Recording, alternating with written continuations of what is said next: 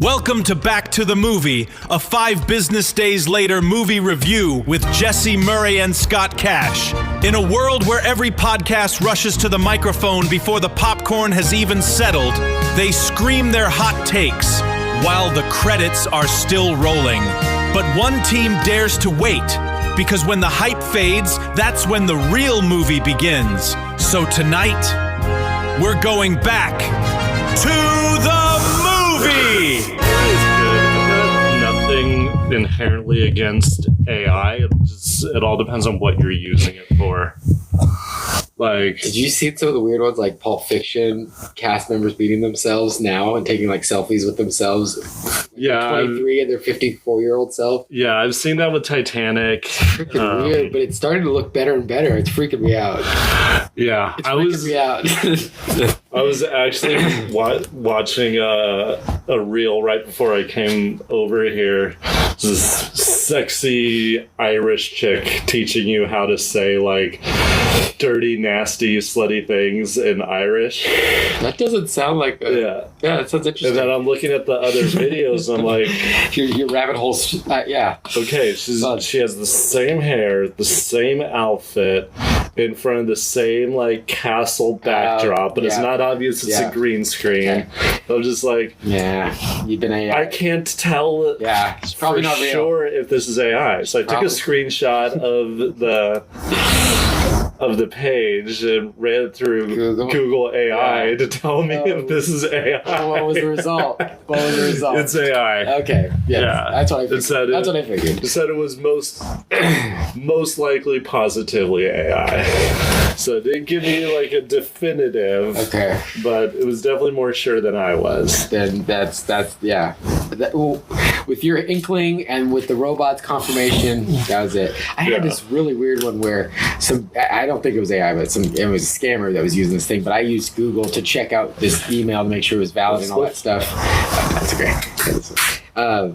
And it just anyways, Google's so helpful with that. It's like comes from Brazil or something. You're like, okay, that's totally off the wall. But yeah, scammers are no fun. But yeah, hey, we watched a couple good movies by a good writer, but Paul Schrader. Yeah. And so they come out back to back, year apart, and they could not be different, but they are trying to be the same, which is so specify for the microphone. Okay, we're talking about Rolling Thunder, which is 1977, which is post Taxi Driver. Yeah, we watched last week. How many years after? 1976. They're back to back. It's like he got hot with his novel, and they're like, "What's the next one?" And it was kind of a too many chefs in the kitchen situation. Martin Scorsese's vision is solid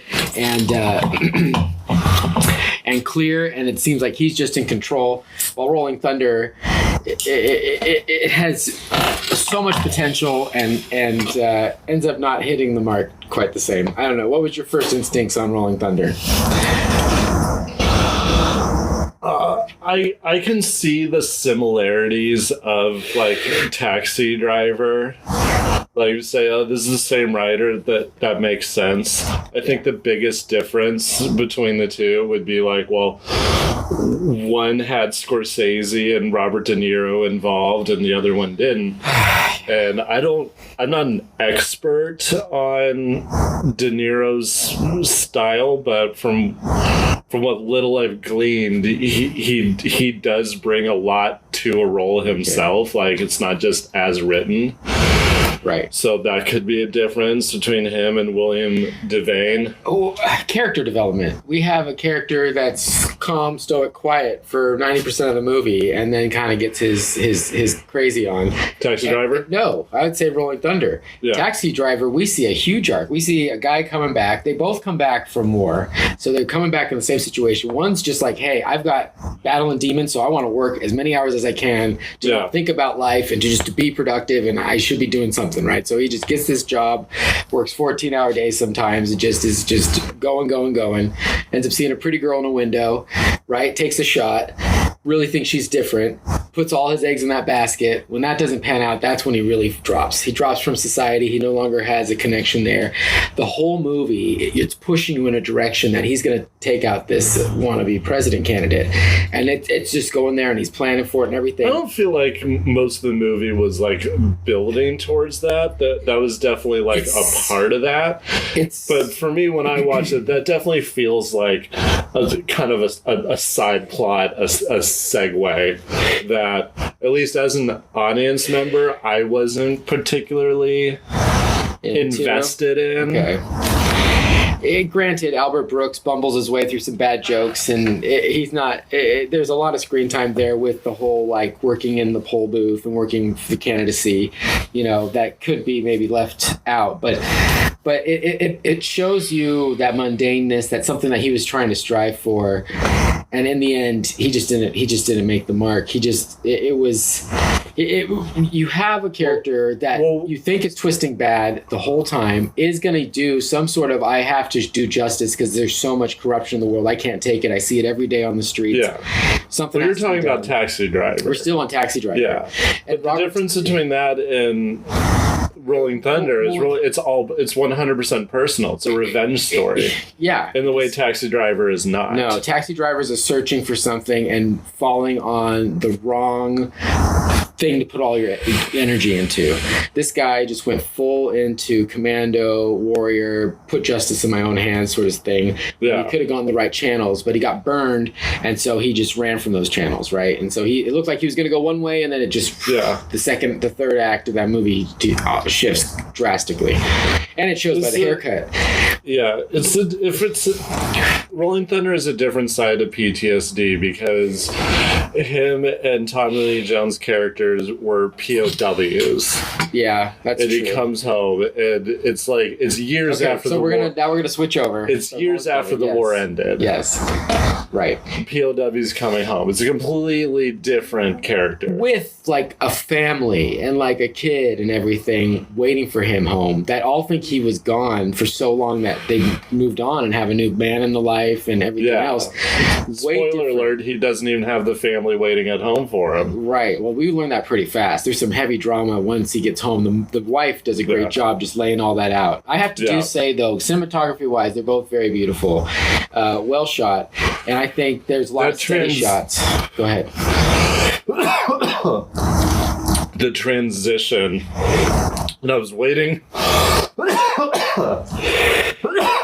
Brought to you by Ricola.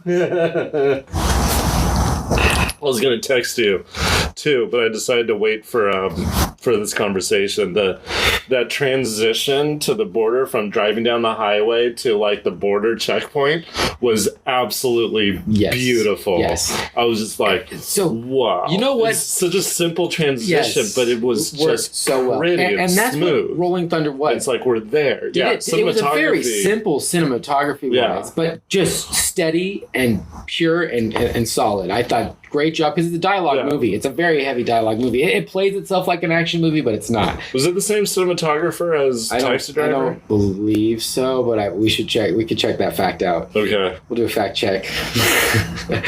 But regardless, because it seemed like it knew what it was doing without trying too hard. Taxi Driver tries really hard, and Martin with Scorsese's those night shots, which I don't mind because I think it's gorgeous with the sax and the blues, and it does fit within like the narrative of the movie. Yes, but it's like, where is this going? Yes, how long is this going to go for? It does give you a perpetualness. It gives you this never-ending feel because that sax doesn't change its tune very often. You're hearing the same music with the same, so it brings you into that steady, consistent, mundane that he's doing, right? Yeah, that can make you. But that's Bernard Herrmann. I don't think did Rolling Thunder even have a score? No, barely. And Rolling Thunder, like we were trying to say a little earlier, was just too many chefs in the kitchen. I guess the lead actor did a lot of just what he thought was the right in the take, and so there was arguments there. The studio, in fact, they did screenings of it, and that part where he is tortured The whole scene with the family. Okay, first of all, this movie's in 1977, and this poor guy. Star Wars year. This poor guy gets a silver dollar for every freaking day that he's out in this camp, right? And so he ends up coming away with like $2,500 in silver dollars, and that is the precipice of why these monsters come into his life and take away his family. Yeah, they saw him get a couple of grand on TV, and then like rob him, a POW. It's crazy. So, but he's just like, he won't deal with shit. That's okay. And he won't talk to them. He won't, don't negotiate with terrorists at all, right? And so they end up taking him over to the garbage disposal. But in the original cut, that scene is extended quite a bit. And they got approved with the Motion Picture Association, but the studio at the end of the day said, no, we got to cut it. So that scene is pretty mild. It's left to the imagination. You don't see much blood. I was a little confused. It's like, oh, he lost his entire hand. But that was way more hardcore, and they got a bad audience. Things people wanted to walk out. People were trying to say turn it off, kind of thing. They could have found a happy medium between both those things, but I guess in 1977, you don't really know where that is yet. They're still playing, right? Yeah. It's crazy what Taxi Driver got away with. The topics they did, everything. I mean, it's pretty wild. And it's the DVD brings the blood back to red, which is so nice. I was like, wow, it's not orange. Because that last scene is so incredible, but there's just this like, why is it orange in your head? And it kind of takes away. So to see it in pure red, it's like, crisp makes red. It like cartoony or like uncanny valley. I don't know. It's like, what is this, carrot juice everywhere? What's weird? Yeah. It's off. But that pure red, just like, that is some powerful cinematography. That's all just blast caps, and it is gorgeous shots of death. And the guy's face, the pops on his face when he, oh my, that is like some of the greatest like squib work I've ever seen. Fantastic. Yeah. Like you never seen facial shots like that before, after. Right. Yep. But I enjoyed it. We have to talk about Tommy Lee Jones, okay, that I was going to say. What an unused character, but what a shine of the 15 minutes. But he was, like, perfect for what... Like, I really wish, though, at the hospital, he connected with them, and then they started the journey together. He needed to be his right-hand man, and they just started... I wanted him second act on, and they left him for the final. Could have, but I'll tell you this. But damn it. As an actual, like, veteran, him coming in out of nowhere. Just be like a family dinner. Everybody's there. Yeah. I found the guy. I need to talk to you. I'm going to go get my gear. Yep. Dad, I love you. Wow. That's the bond between soldiers. I mean, that was especially incredible. POWs. And if he was in there throughout that, you wouldn't have had that. No, that connection really brings the lead's backstory all together. And Tommy Lee shines. He's in such an uncomfortable position. Married man. He's doing this thing. He knows he's just waiting for this knock, knock, knock. Wasn't that just amazing? I don't know. We should maybe set it up a little bit better. So they go to this Mexican whorehouse. You can set it up, but it's fantastic. It's fantastic. Their plan. You can definitely tell that he is still fighting the demons he brought back from Vietnam. Yes. And he's that playing it better. Just been waiting for a fight. Waiting for that call, as you said. The jump. Yep. Yeah, I mean, I don't want to give too much away for anyone who actually might be watching this, because it is a hidden gem of a movie. I'm really glad you discovered it. But very similar to Taxi Driver, a whorehouse shootout is the climax. And what a climax. It's fantastically done. Fantastic. Tommy Lee Jones is just satisfying. He does that slow burn. Like, you know something's going to happen. You don't know how or when. Right. As she's like undoing his pants and like, is this going to happen before the shootout? Is it not? Right. I know. You're like, how far is he? And he will go all the way. You see it in his eye. I will do whatever's needed. Oh, you see it on his smile. Knock, knock. Playing with his cock, and he's like got his hand over the side of the bed, pulling the pieces of the shotgun out. This is nice, but I'm ready to kill. And what suspense did that give us? What a great moment, right? That was awesome. That was What do you think of the love interest on Rolling Thunder? So I loved her character. I loved her. I'll have one. Yeah, attaboy. I loved her character. I loved her performance. I thought she was a really good actress. I just thought the dialogue that was given for them just kind of sucked. Yeah. And they set her up as this, she was like, such a ride or die, and he never took advantage of it. Yeah. You would have thought he would have just got her along with the program at one point. Yeah, and he wound up just like manipulating and using her in a way, in ways dirty. that he didn't need to. And she didn't get the full blown like you're my woman now afterwards. He was still hesitant about her. I'm like, dude, you can't ask that woman to do what you had her do. Come to Mexico, hang out with these badass hombres, put yourself at risk, and not be my woman. Like, not make that a firm, hey, I'm with you. Yeah. Like she wants, which is why she's there. And she didn't get her payout, which was, she was a good actress. I thought she did a really great job without a bra on the whole time. Yeah. I loved how they just that was, put that into the script. Like, oh, this is the 70s. Yeah. We don't wear bras anymore. But that had to be explained. Yeah. I like that. You know, because he's coming back to the society that's so different. Yeah. You know, like we were talking about movies we missed. There could have been more of that. They should have been. Throughout. So the pacing's a problem with the movie. Pacing was a little problem. Yeah. And, you know, what did you think of the clock? That was that made it difficult for me to like really stay awake through the first time around, and it also made it a pain in the ass trying to find where I left off on a platform with ads. I was gonna say Pluto's notoriously bad. Like it was really bad. Like Tubi, bro. Tubi's so much better. I skipped it at about halfway. You got that, and then it started playing ads. I wasn't exactly sure where I was at, but I thought I at least remember halfway. Yeah. Okay. And I go out for a cigarette. I come back and it's still playing ads. I'm like, yeah, bro. Tubi. So if anyone's want to watch Rolling Thunder, between Pluto and Tubi's going to give you a third of the ads. Highly recommend. You get like a 15-second one, then you get like a minute one, then you'll have to sit for like a 3-minute and a 3-minute, but then it's done. You get like 4 and that's it. It's much better. Pluto felt like it was every 10 minutes you got an ad. Pretty aggressive. But yeah, streaming services.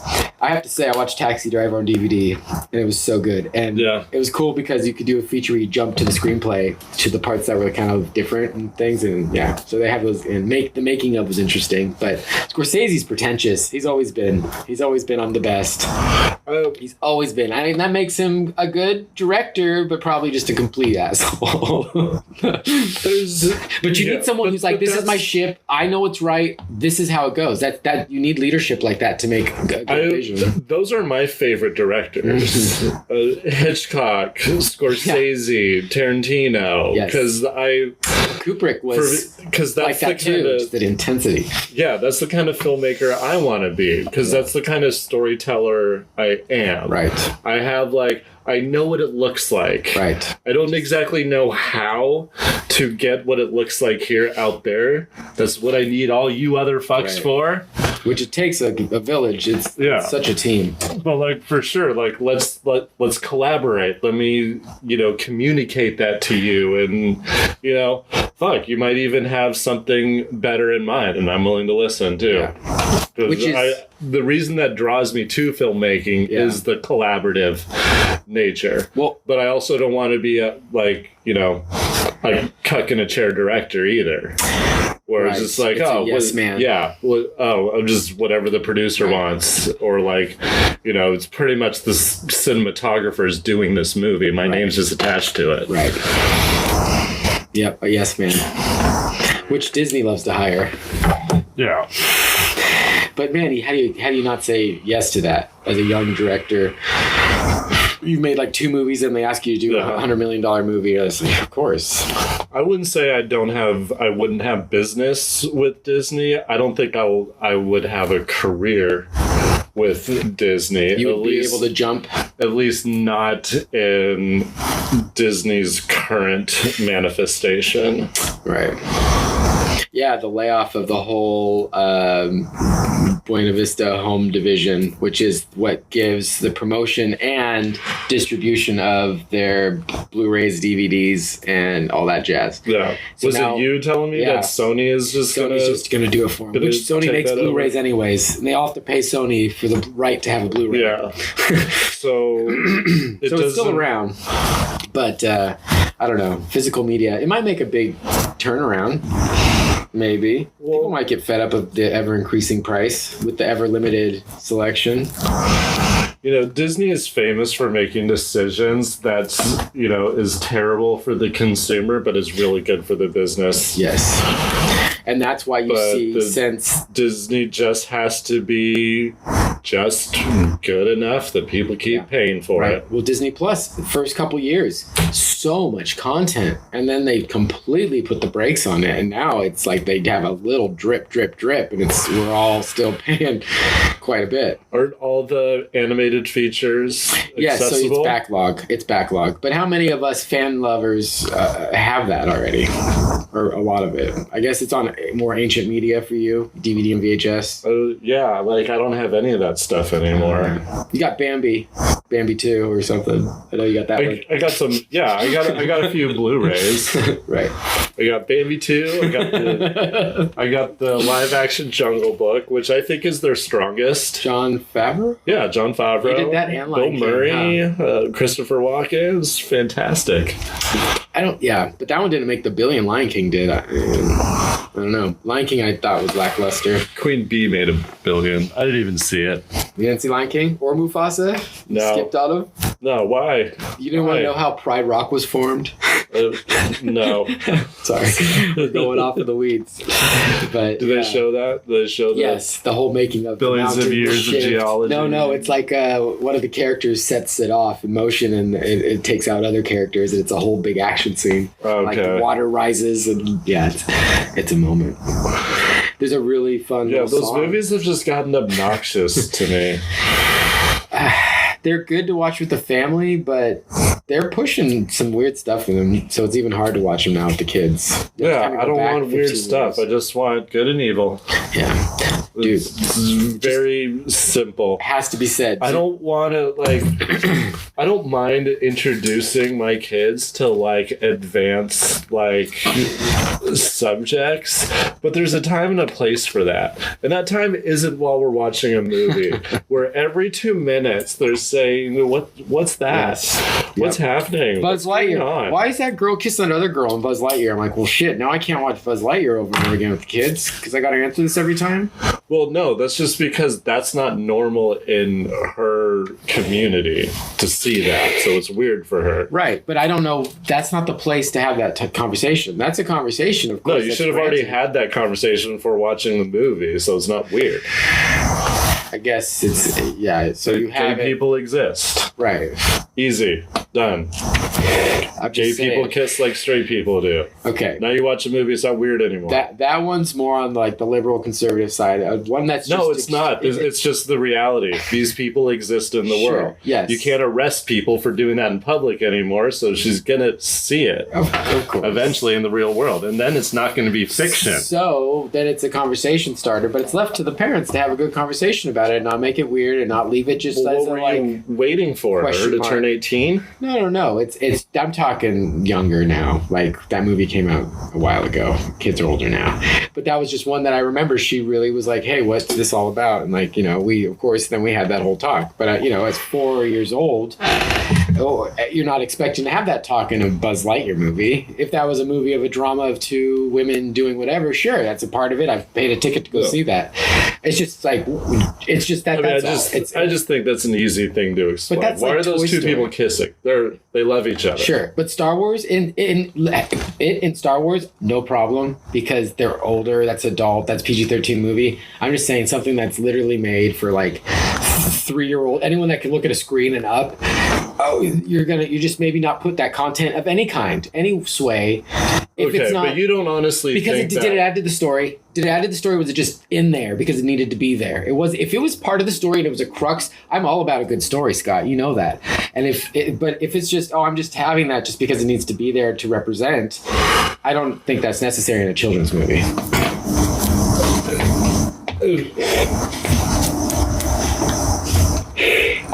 It's not relevant to your children. Sure. You don't think. Yeah, okay. That's a representation is important to the people that are being represented. Fair enough. That's the way it is. Fair enough. Good counter. That's all it is. Yeah. But now, Zootopia 2... But if it has to be part of the plot, then it becomes something else. Then it's not about representation. It's about, okay, we got these queer characters. They have to do something important. We can't just have queer characters and then not do something. Token. Exactly. Exactly. Yeah. Okay, Zootopia 2. I'm watching that with the kids. Recent movie. And there's animals in the world called dik-diks. D-I-K. That's just their names. And they're like little antelopes, right? And they're there on their cell phones, and the one's laughing, hey, look at my dick pic. And I am like, that's not okay, Disney. That's too far. Can you agree with me that that's too far? That's an adult joke. How many kids know about dick-diks in the everyday? They're just gonna think, bro. Yeah. Well, that was too much. How many kids know that the penis is called a dick? First, you got to answer that. All right. So you think it's above their heads? But I think it shouldn't. It might be, but it doesn't matter if it is or it isn't. Kids are going to repeat things that are funny. Okay. And if the adults in the room are laughing at something, the kids are laughing at it. And they're repeating it to each other. So I was explaining that to Paola when it comes to like these, these family movies. They're not kids movies. They're family movies, right? They're supposed to gotta have a little raunch. Adam Sandler they have esque to them, right? So something has to happen wrong. Some weird, gross thing. No, it's not even that. It's the double entendres. It's that type of stuff. It's the suggestive, the hidden meanings that you don't get as a kid. Yeah, right. But if they're done right, you somehow they're classy. They could be done classy. But you somehow still know it's funny. Mel Brooks is a good example. But Mel Brooks is a great example. There was so a lot of things on both levels, as a kid and as an adult. Yeah, there was a lot of things I did not get as a kid, but I still knew it was funny. Yes. So but it was subtle. So now that's the problem. Nowadays it's in your face. I'm going somewhere with this. God damn it. Yes, sir. And my friends knew that they were funny. So we would say these lines at school and laugh about them and not even know why they were funny until we got older. Right. It was like, oh yeah, that's why that's funny. But you knew it was funny on on a secondary and sometimes primary level, but there's always that other meaning to it, which is tasteful. That's a good way to do comedy. Nowadays it's just in your face and just like blah. And so everything has to be spelled out for the audience. It's the same the audience in every medium. To video games, to TV, to theater. It's all just seriously, I'm watching Loki season 2 and I don't know how many times they explain the plot in that season. I was gonna lose my shit. I'm like, are people dumb? Why are they explaining this for the 100th time? Like, bro, I got it. I got it. Let's move on. Because they're writing for people who are on their phone while they're watching, and it's really sad. Why do I have to be brought to that level? I'm giving it my full attention. Bastards. Yeah. It's made me not want to watch a lot of that stuff. I've kind of taken a back seat on TV I've got shows. a feeling with the way the direction, entertainment, including movies, is going, I'm guessing by the time I'm actually a professional filmmaker, dude, it's going to be a renaissance. The world will be, no, it's going to be before that. Okay. That's going to take a while. Okay. We'll be lucky to be like 90 and see the start of that. But I'll be making movies in a very I'm not going to become a multimillionaire making movies, even a popular one. It's going to be a really niche market for human-made movies. Everyone else is just going to buy slop. But like a IFC good boy that can make it to the next level, so you don't need to but that next level is an audience of 5 million. Okay. Not the global 500 million. Right. You know what I mean? Right. like the masses, the big masses that go to whatever movie is popular. You know what though? That's Odyssey, gonna be do you have hope for that? gone. That's going to be a highbrow movie. It should be. It's going to be an epic, sweeping movie that you're going to have to pay attention to. It's not just going to be glitz and glamour. I mean, Nolan made us all sit through Oppenheimer. We know what to expect, and he's going to get the $1 billion at least. People will go see it, right? Yeah, and those people, those movies are going to still come out by the same people who have been making them coming out. It's such a tight that's got their name attached to it. Matt Damon's name attached to it. And John Bernthal's and Homer. Fucking Homer, right? People are... Yeah. People go... And I'm not hating on Christopher Nolan because he's a very talented filmmaker. I think he has a lot to say for those who are paying attention. But the reason why most people go to see his movies is because they've really, since about Dark Knight Begins. But really since about Dunkirk. Batman Begins. Since Dunkirk. That's when he was gotten. I'm going to tell you why I think that. That's like after Inception and everything else. Since Dunkirk, well, I do remember the marketing for Inception, but I remember the marketing for Dunkirk was, this is a Christopher Nolan movie, and you have to experience a Christopher Nolan movie the way it's intended. Yes. Oppenheimer didn't make billions of dollars because it's a Christopher Nolan movie about IMAX, Robert Oppenheimer. It's because they said you have to see this in IMAX 70 millimeter. I have to see this in IMAX 70 millimeter. Yeah. They go to the theater. That's what everyone did. And that's what they're going to do for people like Tarantino and Christopher Nolan. Because that market is becoming really niche. But no one's ever going to pay that movie for, Scott Howard's, Revolutionary War biopic. You got to start like Darren Aronofsky, like underground. Like Pi is so low budge. And then he's like, Requiem for a Dream isn't that much better, but it's so well done and so well shot, and you just don't know where it's going, and it's twisting and turning, and it's just an incredible experience. This is supposed to be a low budget movie. The only thing that makes it just so you can just progress semi-high budget is, the costumes and the on location. But small cast, small crew. Okay. But we can talk more about that another time. What's the feature tonight?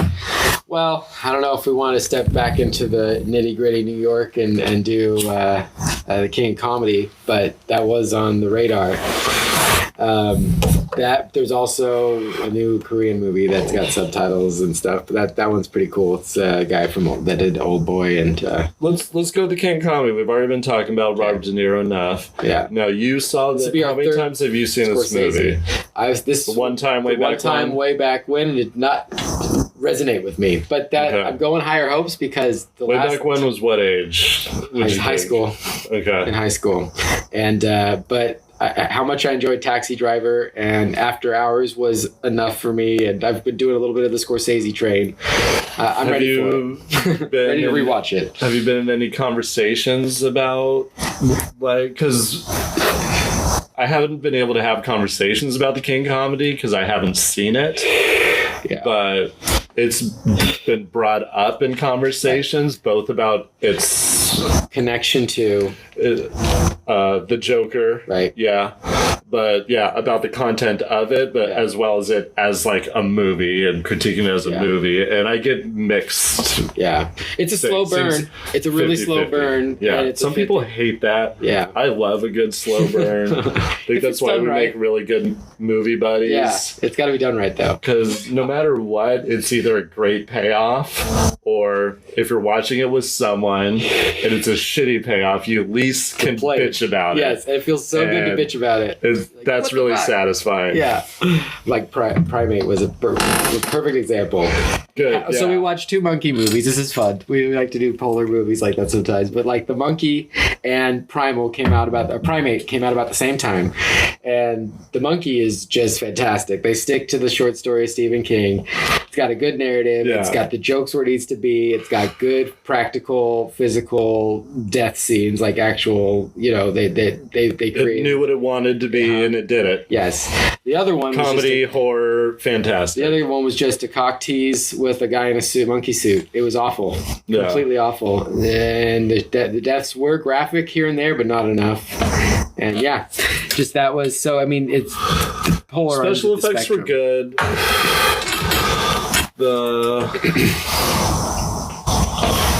The lighting was super lazy and it was in one set. stung. Too much shot in the pool. Yeah. Yes. There were some interesting concepts. Yeah. Bad situation wise, overall a bad execution. Completely. And they had set up to be something, but it just completely bliffed. But The Monkey, what do you think of the double role? I thought you did a good job. That was just one guy, the older one at least. The younger one I think is twins. So the twins, right? The main story is about the twins. Yeah. The one goes crazy. As the younger, I believe it's two actors, but as older, it's just the one guy doing both roles. Did a good job. Yeah. Crazy enough on the one side. And he was the director too? No. Remember, because he played both twin characters, right? Yeah. But he was not the director. No, that was James Wan. That's right. James Wan. Yeah.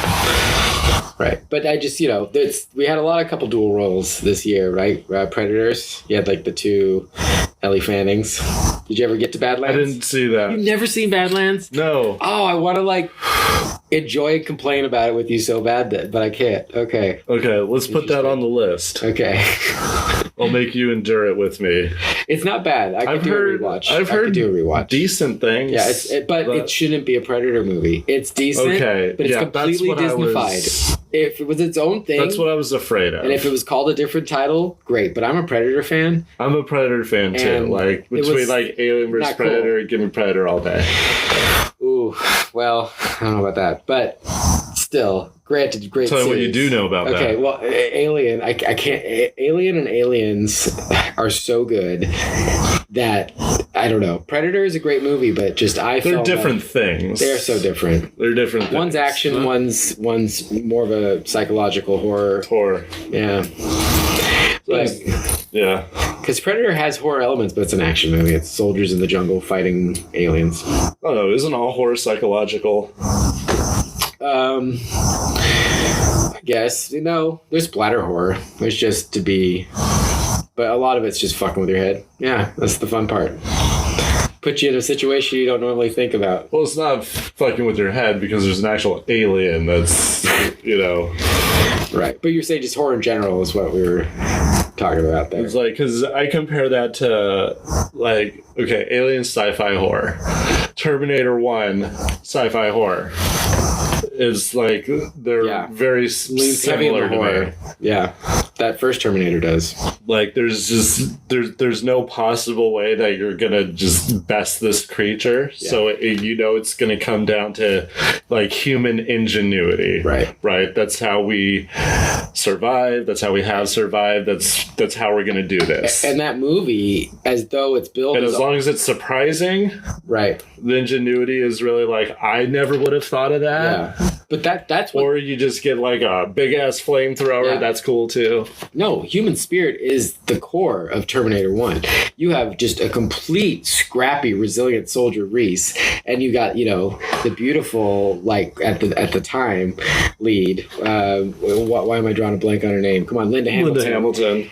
And at the time, she's 60 now. Come on. No, but she only was hot for a few years. By Terminator 2, it's gone. She went all muscular, and that was she's hot. That was part of my sexual awakening. Terminator 2, bro. No, all right. Well, teach his own.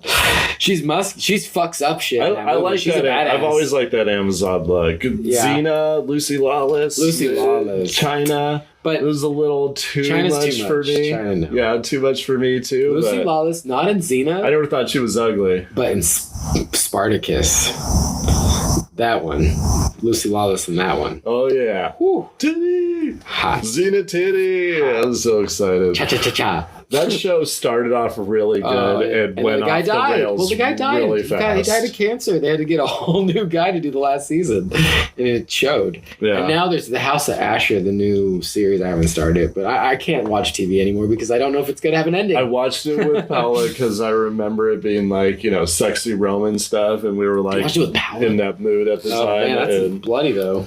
I know it was bloody, but like, have you watched it recently? No. That was like Cheesy now. Cheesy blood, like made for when they were marketing 3D TVs. Okay, so it's all sprayed and it was forward? like coming to Nice. and so it made it like cartoony and Nice. like Hilarious. a little bit easier to watch, but it got kind of stupid, like fast. Yeah. Yep. I remember it was like 2 good seasons and 2 bad seasons, and it was done. Rome was good. That new one did stop. It had like 2 seasons and stopped. It was great. Did you watch that? I didn't watch that. Oh, that's a good HBO one to jump into if you got a good Sunday to burn. Okay. Yeah. But again, I'm just stuck on Turner Classic Movies. I can't get enough of the old movies. So all that slow burn. Have you watched Britannia? No. I haven't done a lot of the That was war cool, movies. like Roman like occupation and like ancient Britain. I would be down for that. That was some good stuff. There was also another one called Barbarians. It was a German Netflix series about the Roman defeat at the Teutoburg Forest. Gotcha. And it tracks like Arminius from like the chieftain's son, and then son exchange with the Romans for like goodwill, and he's like raised up in the Roman army and then like betrays them. Really good story. Oh, cool. A limited series, just a couple episodes. 2 seasons. 2 seasons. Okay. Cool. Nice, man. Boys, caught up? Yeah. Totally caught up? Yeah, totally caught up. Okay. Not loving the religious track we're stuck on, but how cool Soldier Boy. He's my favorite He's character. Homelander sucks so much in this season. He's not nothing to root for. And he used to have a little bit to root for. Now I just get off the screen. Yeah. Soldier Boy is crushing it. Yeah, he's just the one to watch. just unraveled. He's the one to watch. It's so good. Butcher and all them are swirling. They have nothing to do. We're waiting for them to throw the virus. Do you feel like we're standing water though? And this is the last killing season? of Maverick. Oh, that scene. yes, Wow. yes, yes. Brilliant, like heartstrings, like fucking shit. Yeah. Did you finally got one like, oh, he's alive? Was Soldier Boy surviving the virus? Because they got all the other ones in that room, and that was just like such a good death. But his head didn't pop, or he didn't get too much. Just got the bubbles on his face. That was it. That was. Did you see it? They took him out in the stretcher, but that came later. But they made you wait for that ambulance. But they didn't bring anyone else out. Right. So it's not like they were removing bodies or something. Well, that could have been just Homelander wanted his dad. Who gives a shit about the other assholes? Yeah, maybe. Right. Because he thought he was dead still. What? The whole time until he turned his back. He shot up. What's Starlight? What's that actress name? Fucked my face up. That's her right. name. She was so What pretty. happened? She was so pretty, and now it's like, oh god. Okay. One expression. It's not just she has me. one expression now. Yeah. She really got went that like cat Mar-a-Lago lady, face. 60-year-old. Yeah. And she's like 29 or something at best. She's young still. It's crazy. Ouch. Crazy. Women. I don't get it. There's this movie like The Witch or The Good Witch or something. And this lead actress is so beautiful. And then she gets a tiny little bit role in Once Upon a Time in Hollywood. And Leo dates her for a minute.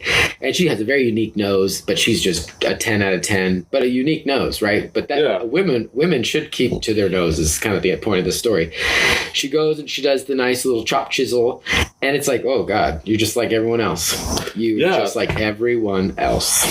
You ruined it.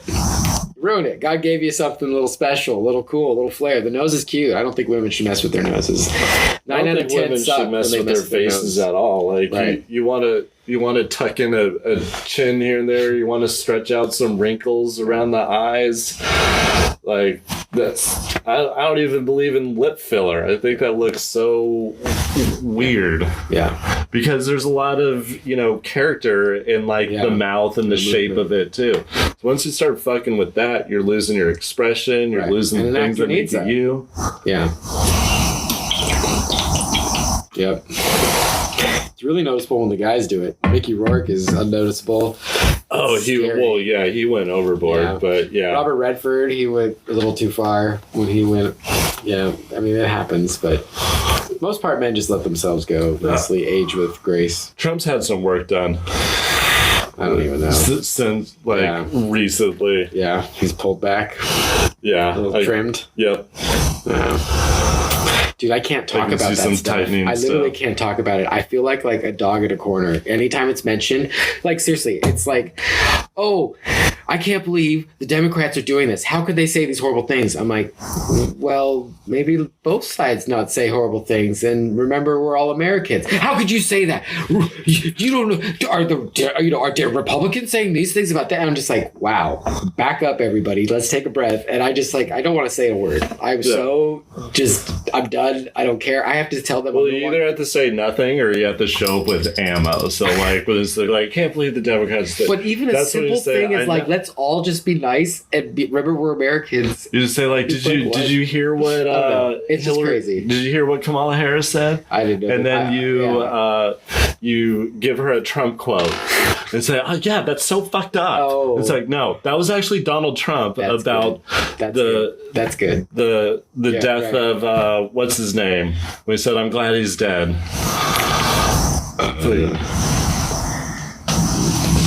What's the context? The Mueller. Robert Mueller. Like, decorated, you know, man, 40 years of service to this country, dies of cancer. Trump said, I'm glad he's dead. Now he can't hurt anyone. Trump says a lot of stuff, but they forget it. And then they just, I don't know. Well, because they just pass it off. That's like, oh, Trump doesn't mean what he says. Oh, he speaks, he speaks in hyperbole. I've heard that so many times. Yeah. It's like, gosh dang, well, why don't you just... He just speaks off the cuff. He does. They don't hold him to the same standard. Talk out your ass. Yeah. That's what that's called.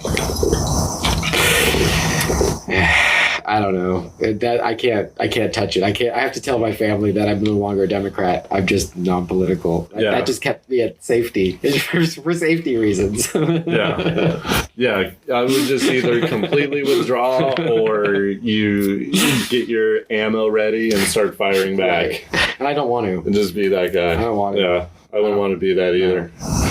Because they watch that shit all day long. They have so much ammo.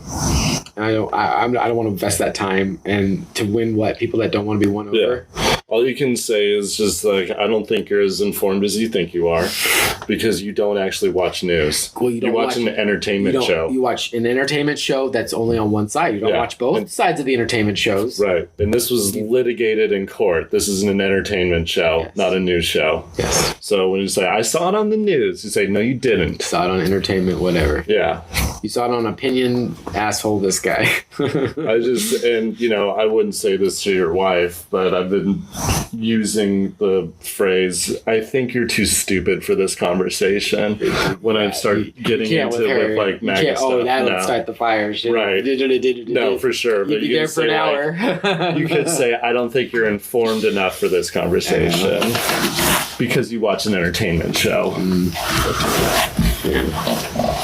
That's basically where I got out with my mother too. Like, she'll watch the live proceedings. She'll sit there and just while she's working, watch Congress in action and hear them talk about whatever's on the ballot for the day, right? So she saw Trump get convicted of rape. I don't know about and all fraud. That. I don't know about all that. No, because that wasn't in Congress. That was in civil courts. Okay. Which who knows? But there's a whole thing. He was trying to get this one defamation suit off the books, and the Supreme Court's trying to help him with it. I don't know. No, they're not. They're not even going to see it. The Supreme Court sees cases that are unprecedented. That's their job. Right. There's lots of precedent for sexual assault. Yeah. It's cope. It's all just cope. That was pretty good combo. Yeah. I think we went way everywhere. Yeah, we ended where we ended. I wasn't sure if we were gonna get to the politics, but we touched a pinky toe. Yeah, it got in there like right at the end, just a little bit. Yeah.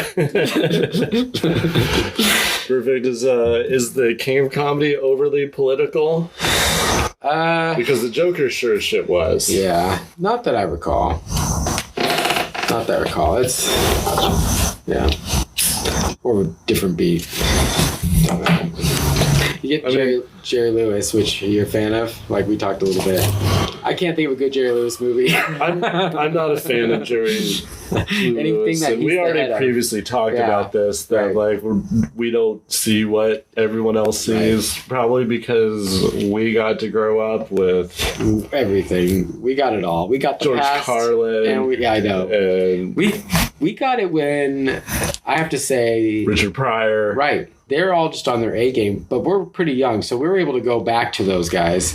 Our up and comings were like the kind of more Seth Rogen-esque, but that was the next generation of comedians. But we got to enjoy Adam Sandler, the Rob Schneiders, the Daryl Hammonds, the Norm Macdonald. I mean, we really got to I think the peak of it. The Chris Farley, Dave Chappelle, because comedy had buffers on it.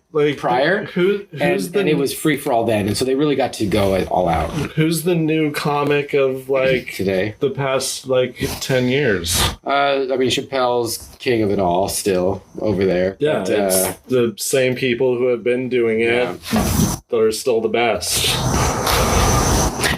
No, the new ones are doing skit comedy stuff. Like Craig Robinson, I'd say, is the new cutting edge kind of comedian, and Nathan Fillion, right? The Nathan For You guy, or the rehearsal guy. Have you not seen those? Oh, he's so great. He's monotone, but he just is so well thought out sets and skits and whatever jokes. Yeah, I've seen a couple of that. Does he do stand up as well? Yeah. And it's very dry. Okay. Does he do other movies, or he just does his own shit? Mainly his own shit. He's popped up in random stuff. Because that's the thing about cats We Bear Bears. With my kids, I watch it. He's the ice bear. No, that's the other guy. No, that's the other guy. That's I'm sorry. That's the other guy with the weird haircut. I can't think of him right now. Sorry. Different. No. Nathan Fillion pretty much does his own thing. Like guys like Jerry Lewis back in the day, they were just everywhere. Yeah. He had no competition for what he was doing back then. Yeah. Not that I can think of. So it was more of the, hey guys, this is funny. You laugh at it. Yeah. Okay. Right. Dude, I'm watching old Jim Carrey and Robin Williams, heyday Jim Carrey and Robin Williams. The energy level is at a 15 out of 10 the entire time. It doesn't let up. It is full cocaine. It is insane how much they're sweating. And it is gold. They are flopping and flipping everywhere. They are changing subjects at the speed of light. And I just can't get enough. It's so good.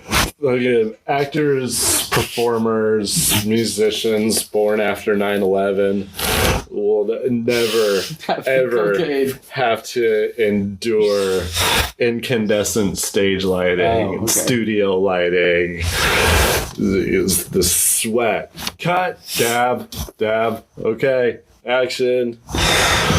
It's on LED now. It's so cool. It's not hot. Yeah. Right. It's wild. People used to be able to find your light on stage just from the heat. Yeah. But that's the problem. Wizard of Oz, people are passing out from those lights. Crazy. Yeah. So hot. Have you ever seen the Well, that's because they were probably all just drinking alcohol. Yeah. Fresh water was hard to come by. And then they're just getting elaborate hot lamps. Costumes and Poor lions. It's a different time. He's literally wearing a lion skin and he's got to be in that the whole time. Yeah. With 10 pounds of freaking makeup on his face. Hardcore. Crazy. I mean, people's, Did you know who the original tell me people didn't pass out making Star Wars in the Libyan desert. People die on movies. Twilight Zone, Steven Spielberg killed some guy. He was never the same afterwards, and the movie sucked. And so he's fuck this shit. He got really pissed about movies after that. It was hard for him to come back. Yeah. He that's when he started doing stuff for himself. That's why he got Schindler's List and things. Is from that moment he had like a crisis of life that he went and made Schindler's List, and thank God he did. Right. That's interesting. Thank God he did. Yeah. What a great film. Yeah. So people die on movies. That's crazy. The original Tin Man was Jeb Bush from Jebediah whatever, the hillbilly guy, the lead hillbilly, the paw. He was supposed to be the main Tin Man, but they put the makeup on him and he like couldn't breathe. He completely had an allergic reaction. It had like silver in it, like or whatever, this like heavy base, and so he couldn't. He stepped away, and then they got the other guy, which did a great job. Yeah, great movie. But background stories are so fun on movies, and like just.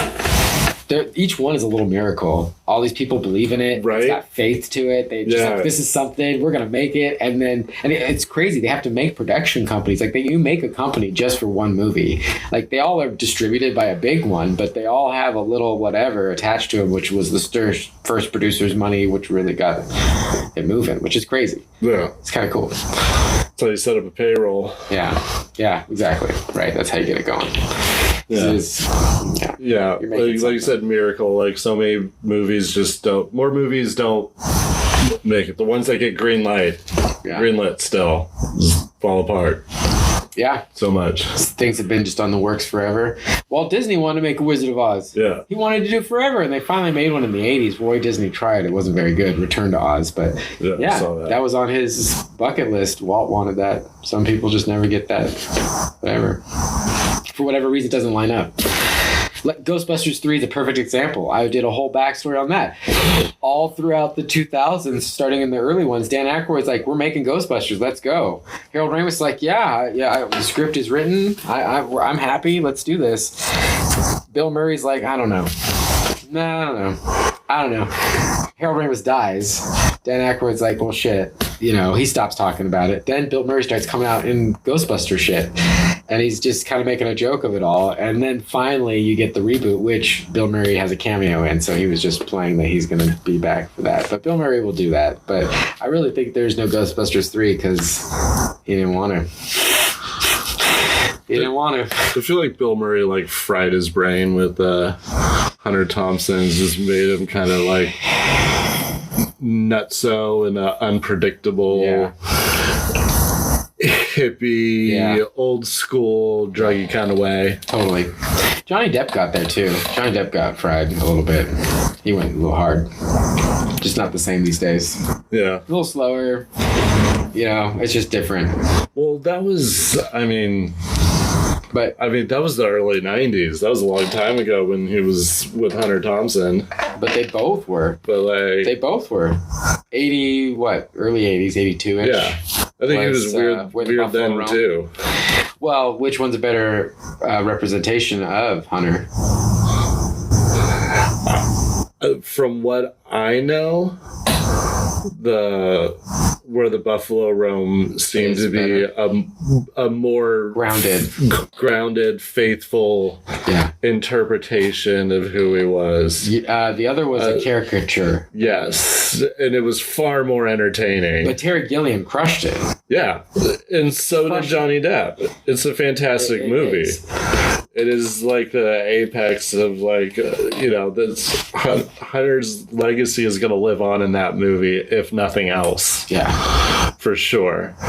But I think Where the Buffalo Roam is a hidden gem. I think more people need to see Peter Boyle. I was going to say, Dr. Gonzo. Yeah. It's fantastic. Peter Boyle just is amazing. Great. He is such a... It's an unhinged movie in all the same ways that Fear and Loathing in Las Vegas is unhinged, but it doesn't have the Terry Gilliam wild, cinematography, which is gorgeous. That guy's a genius. Yeah, like you haven't seen Brazil yet, but the movie,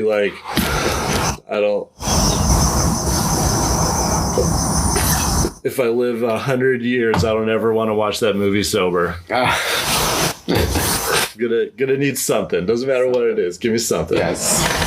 That's great. I did a Terry Gilliam marathon, and that one came up. That's a wild ride. But that one I did sober. Maybe I had some beers, but it wasn't, whatever. But yeah, but that was...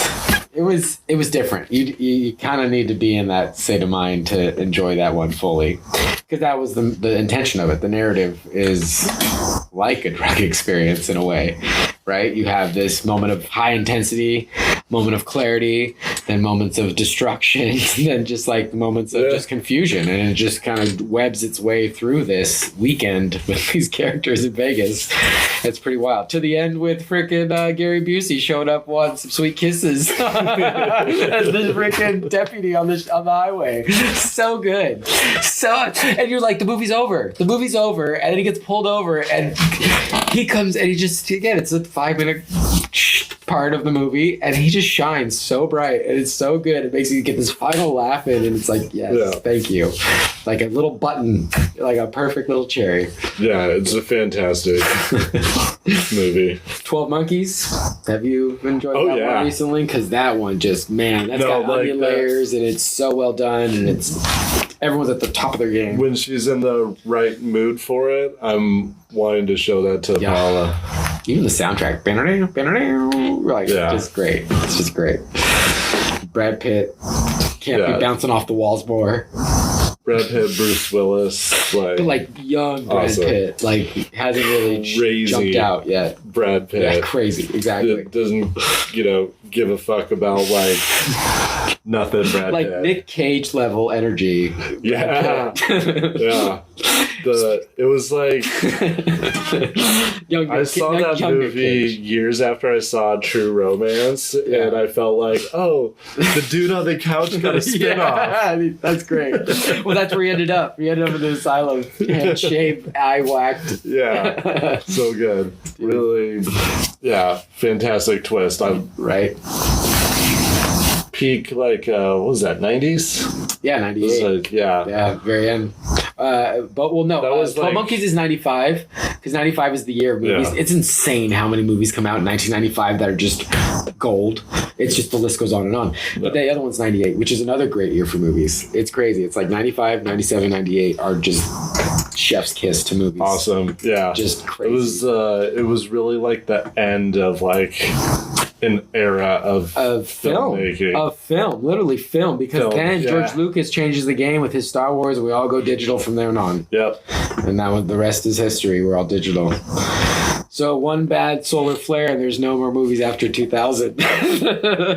Except for Christopher Nolan's and Tarantino's. We got those somewhere in a drum.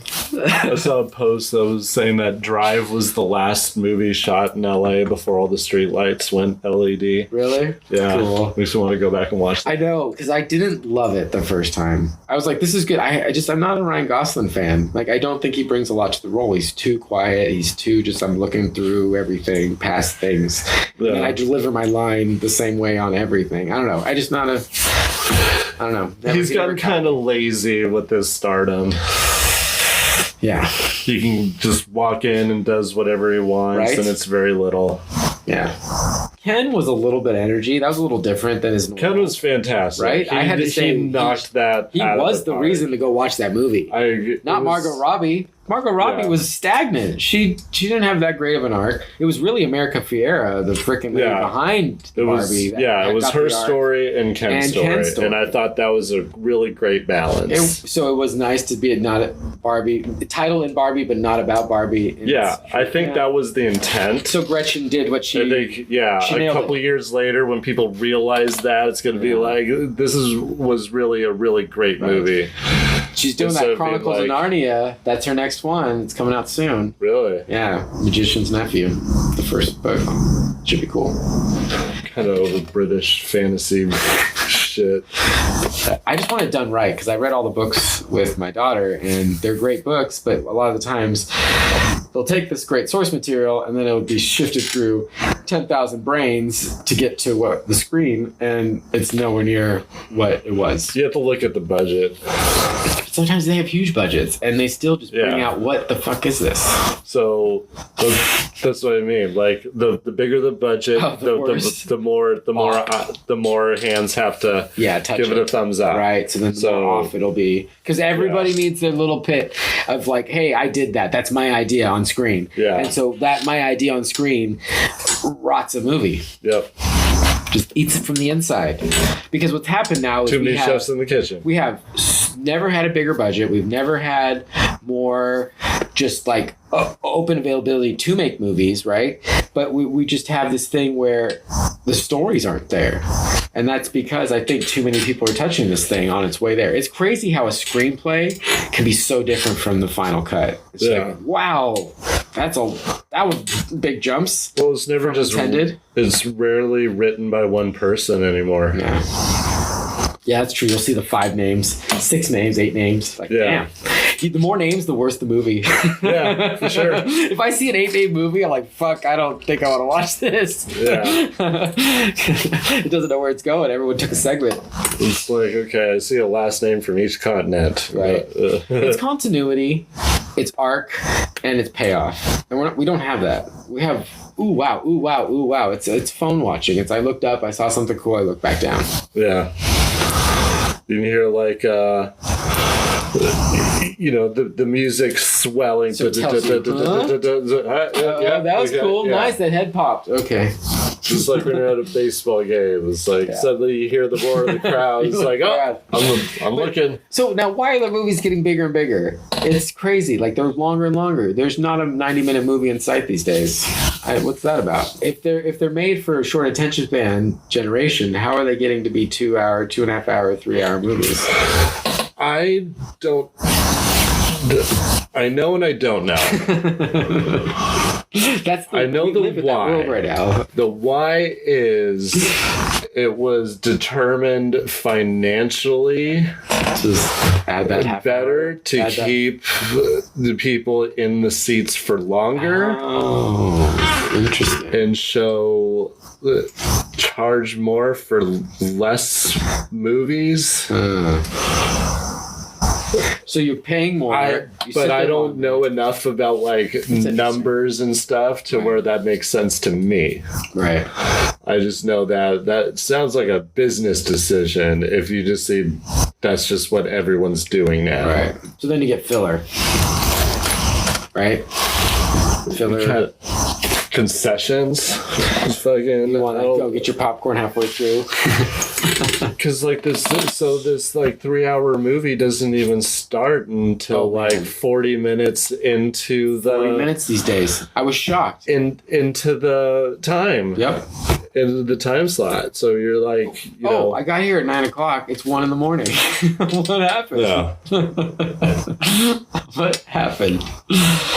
But that's where you benefit from like going to the movies and seeing one that's been out for a couple of weeks, like get put into the theater, like into the back. You get half the ads? Yeah. Okay. That's good. So you just have to listen to Nicole Kidman. And something about Coca-Cola, maybe 3 movies. Yeah. Nice. Just some like ice cubes in your face. Yeah. It used to be the roller coaster and like popcorn would pop and you'd go down dips and stuff. That was good times. Now I got to listen to Nicole Kidman say, this is where we come to cry. We come here to cry. It's like, shut the fuck up, lady. Start the fucking picture.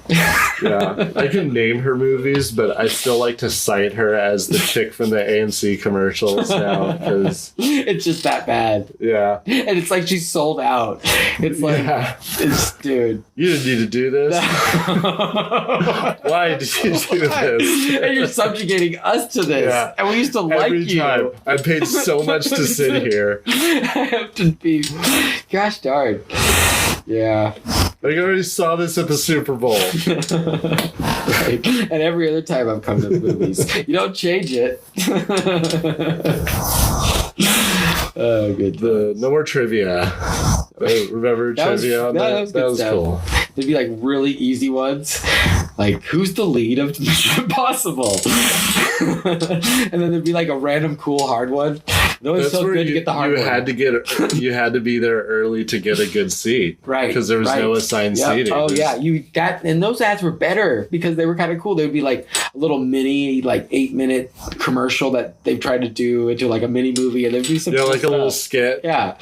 Like I remember BMW had some cool ones with Clive Owen. And he would like do it. It was like, all right, I watched this Clive Owen fly through the mountains while I'm sitting here. Got my good seat. Where did he go? Right. I don't think he's got much money left. Like it's like he didn't make a ton to like just now I'm done, right? Yeah, Seemed like he was a working actor and then just stopped working. Yeah. Alcohol and gambling problem. That seems like a Clive Owen-y thing. Yeah, that's a way for Clive Owen to go. Yeah.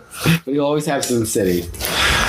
That's got to be his best. Yeah. There's no. I still have a soft spot for Shoot 'em up. No. Oh, fantastic movie. But no, his turn at King Arthur. Should have been R. Should have been R. They for played sure. it safe, but they had everybody there. But it was good. It's a good story, beautifully shot. Yeah. Good, an interesting take, and Clive Owen being Clive Owen, and Fantastic Four guy. Keira Knightley being, young Keira Knightley. Right off the set of Pirates. Like They literally grabbed her. Didn't even change her dress and threw her in that movie. Oh, it's great. Like not knowing what the fuck to do, right. But same accent. Aloof druid character. Yeah. It's fine. Yeah. Do it. It's a one take, anyways. But where that movie shines is like his team, his little cast of his Knights of the Round Table. You know what? They were great. But that's why he's not working anymore. That was his main lead movie. That was his big superstar movie, and it didn't perform what they wanted to. Yeah, but then he did Children of Men years after that. That was more indie though. That just got big. I know, but it's they teach that in film schools now. But isn't that a T'Challa? Well, I can't say his name ever, but isn't he more the lead, the black guy? It's both, I guess. No, people say Children of Men with Clive Owen. Yeah, okay. Because I can't say the other guy's name. Yeah. It's too hard to say. Yeah. I don't even want to attempt it. It had some good female leads in there too. That was overall. It was a good movie. Yeah. But yeah, I'm not sure what he's been in after that. The Cleaner with Daisy Ridley. They tricked us. They have him front and center on the poster. It's like HBO, let's go. And he's in it for literally 3 minutes. And it's like, wow. Ouch. He's bigger than Daisy Ridley is, and she's Rey from Star Wars. And it's her movie. He's not in it at all. And it's just like, you really sold us a bad sell of goods here, guys. There should be law against that. Poor Daisy. She's not a great actress, man. And it shows in her body of work. She's the same in everything. Not really brings much. Uncharismatic. Not dynamic. Pretty. Well, had a pretty face. Something happened. I don't know. It was stopping pretty after the first Star Wars movie. I don't know what happened. She had a freshness, and she went grumpy face. Yeah, grumpy face. And it stuck. It was just too serious the whole time. Yeah, she stopped. There was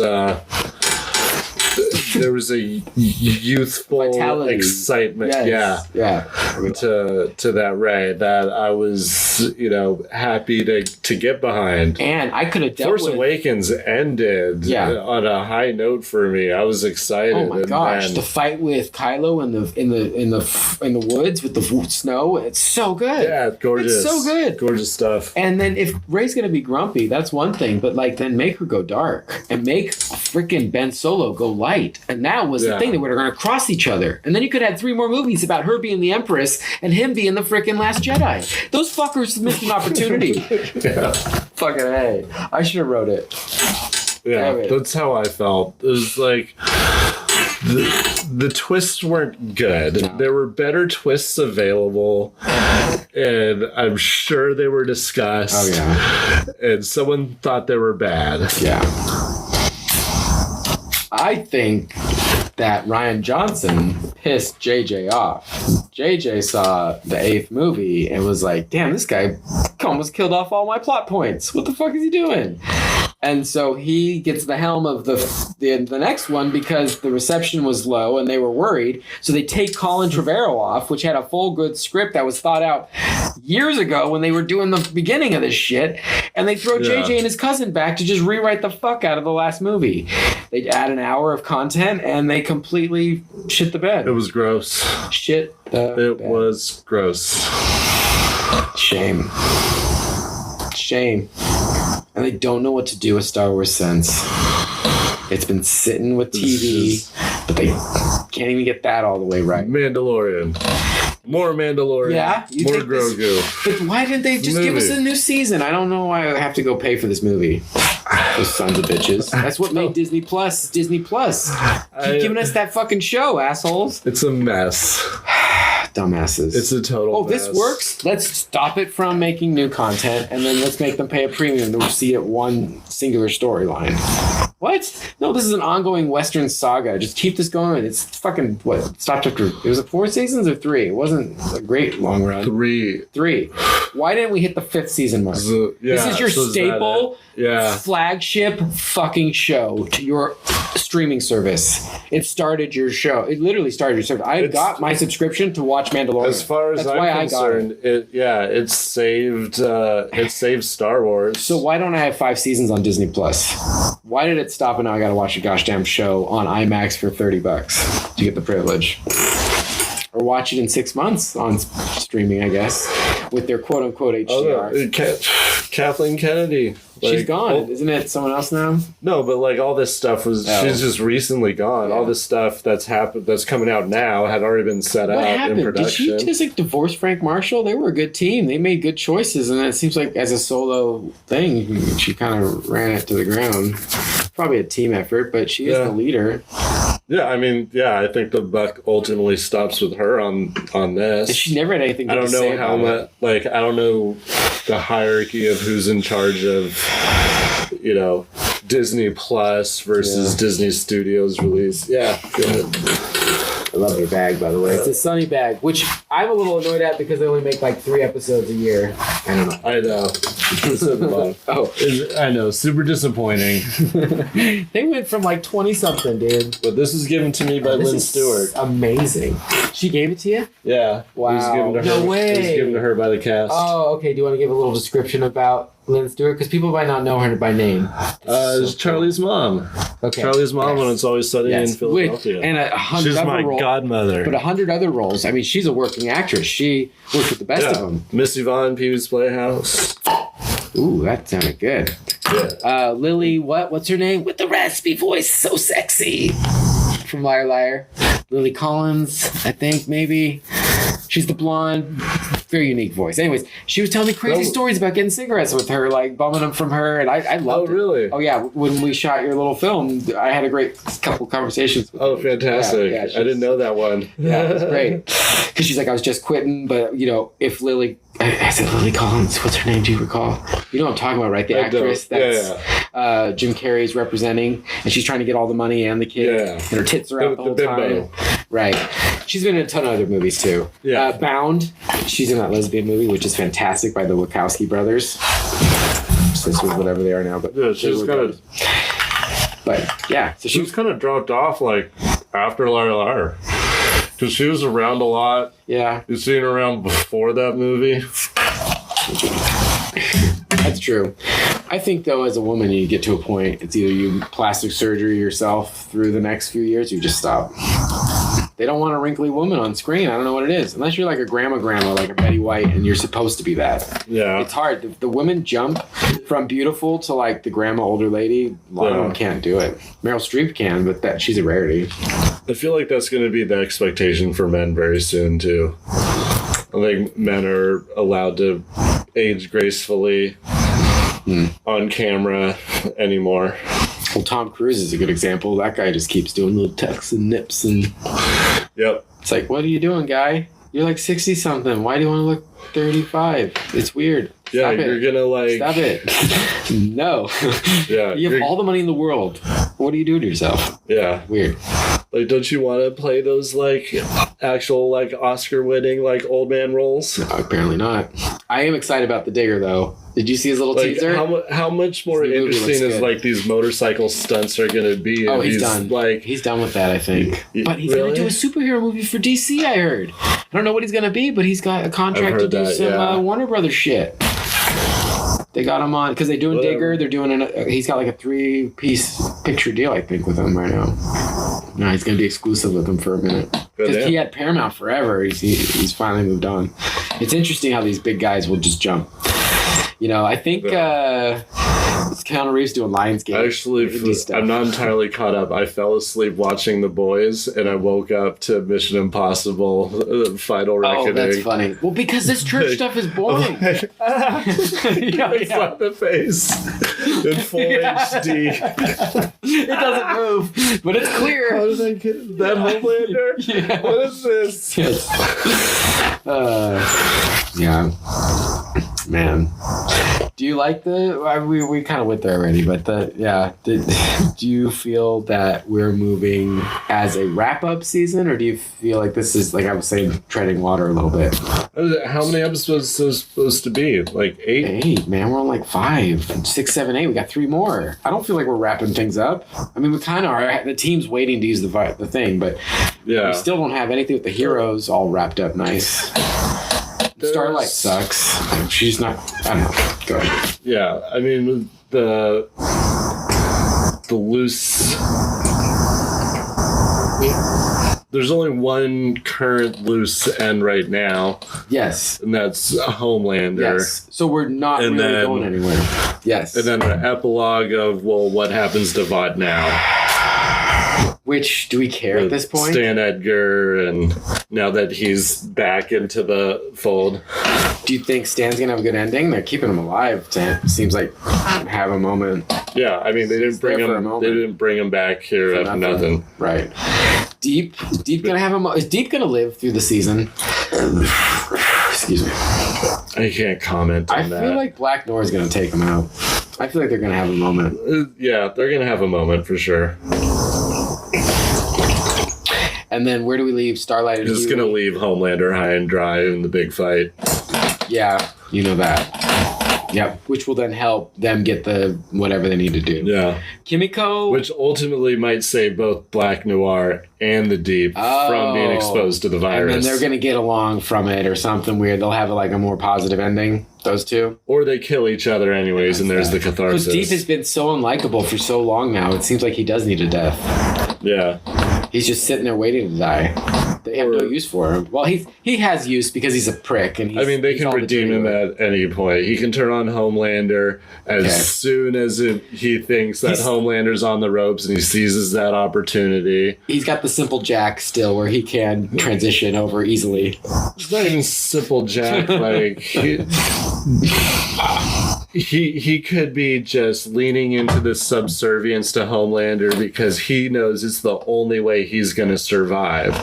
So, you know, like a battered wife. So as soon as that real lifeline feels available and he takes it, he turns on Homelander and everybody turns on Homelander. I think Sage is going to definitely either just escape and be no part of anything or really switch sides and fuck them.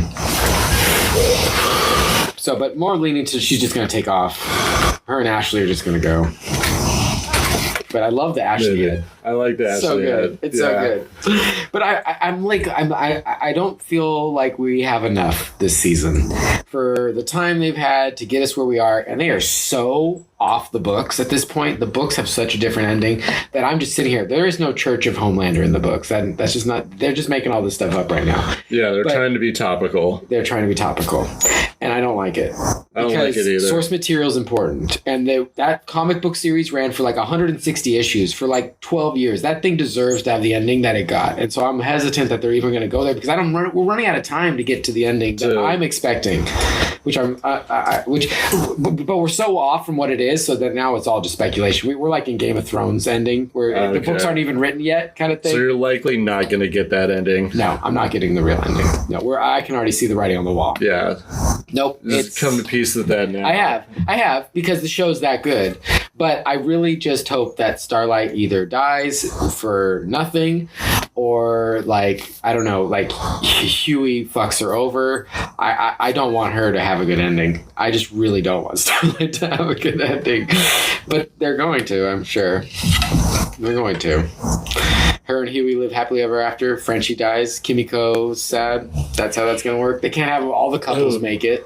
No. Mother Milk's probably going to die. It doesn't seem like anyone, and I haven't read the book, so I don't know how that plays out, but it doesn't seem like anyone gets a happy ending. I imagine I'm going to have a similar feeling after watching The Penguin with Colin Farrell. Is like, well... Wait, you haven't watched The Penguin? I have watched The Penguin. There's a new season? No. Oh. But what I'm saying, after I completed it, I was like, well... Yeah. Penguin won. I don't feel good about it. I didn't feel good about it. It sat weird.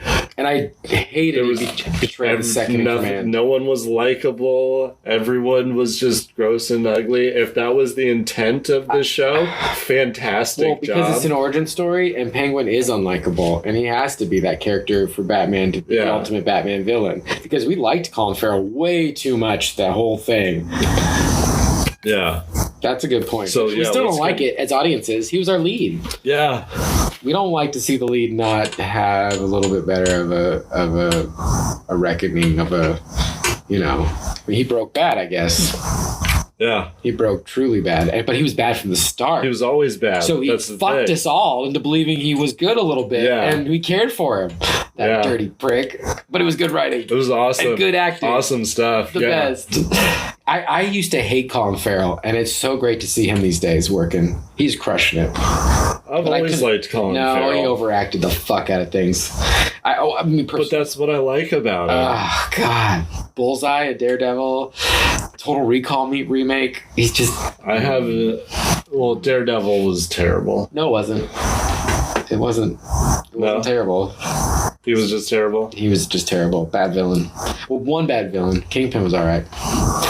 I did like the big black guy as Kingpin. Yeah. He did a good job. Is that, not Ving Rhames, Green Mile. He didn't live very long. Get his name. Michael Duncan. Nice. Good pull. Yeah. To Michael Duncan. Rip.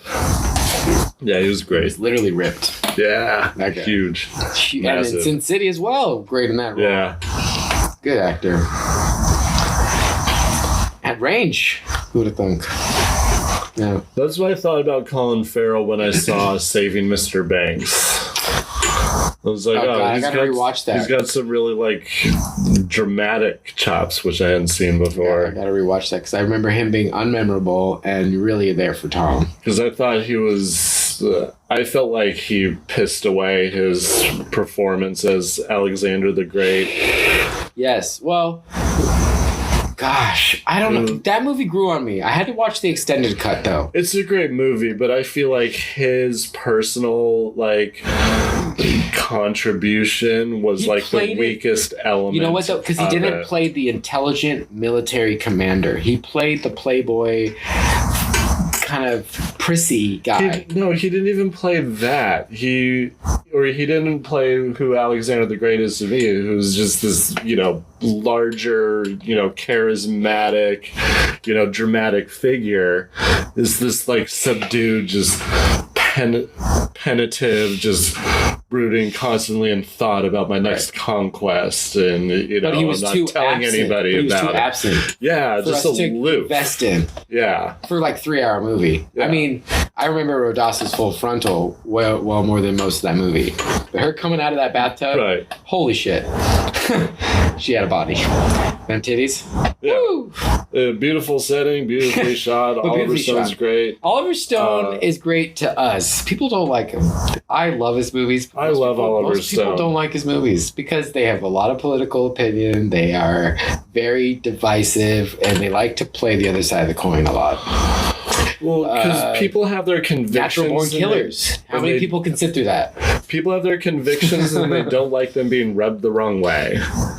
And so where you and I can just sit down and experience the movie and for what it is and, appreciate it for what it is, whether or not we agreed with the content with the not. Political Natural born killers. There's so much to hate in that movie, but there's so much to love in that movie. Yeah. Holy shit, that's a good movie. The reason why people hate it is the same reason why we love it. Oh, because it's so we good. see that movie for exactly what it was intended to be, a mirror yes. at the consumer culture. And Robert Downey and a middle that. finger to how terrible you are. Yeah. Yes. And that didn't feel good. No. That didn't feel good at all. That's right. Is it Julie Lewis? Is that the girl? But I need to feel bad about it. Like, I don't have you don't really have much of a choice, especially if you're raising a family, to not contribute to consumer culture. Right. So I at least want to feel grounded in the fact that I need to feel bad about it. Like, this isn't how it's supposed to be. There's certain movies people have to watch that make them uncomfortable. Requiem for a Dream, The Network, I think Natural Born Killers. Schindler's List. Those movies take you out of this normal everyday and give you the true extensions of what humanity can do. And we need to see that, because we like to shield the evil, but the evil does need to be seen so that we can be aware and fight it properly. If you just put your eye to it, that evil is going to slowly eat up, and then it's all consuming, which we have kind of issues with right now, it seems. That's what drew me to Edgar Allan Poe at a young age. His stuff's crazy. Like, there's just something about, like, you know, the darkness and wickedry and, you know, sadism and masochism that, you know, it's important to be, like, aware of these things. Yes. It's there. Not shielded from it. Right. Like a lot of my, you know, conservative upbringing was. Yeah.